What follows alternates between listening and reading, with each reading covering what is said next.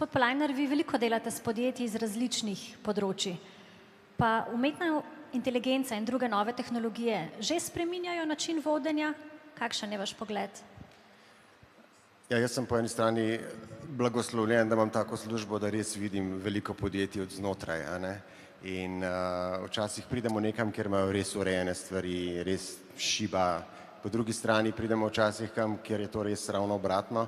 In ljudje se niti ne zavedajo tega, ker je to njihov vsak dan že leta in nimajo veliko primerjav. Moram reči, da tam, kjer se te stvari že uvajajo, se pravi, kjer so te tehnologije res močne, tam dejansko, pa so podjetja uspešna, tam dejansko enak poudarek, kot ga dajo tehnologiji, dajo medosebnim odnosom.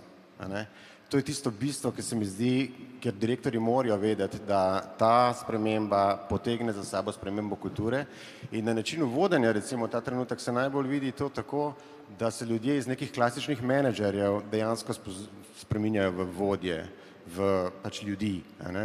In ena taka stvar, en tak trend je zdaj tudi globalno in v Evropi tudi zelo močen, tudi v Sloveniji več čas bolj, moram reči, ki se mu reče unbossing. Se pravi, ko ne to prevedemo slovenščino, ne šefovanje, nekako tako.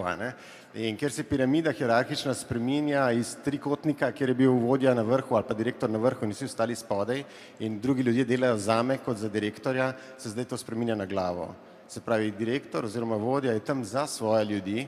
Njegova ključna naloga je, da naredi okolje tako, da bodo ljudje v tem okolju lahko najbolj uspešni in zavzeti. In tukaj potem tudi tehnologija igra ključno vlogo. V bistvu je samo to, da se jaz kot vodja iz vrha postavim na dno in se vprašam, kaj lahko naredimo, da bomo skupaj še bolj uspešni in zadovoljni in dejansko pol na koncu bom tudi jaz kot vodja imel v resnici največ od tega.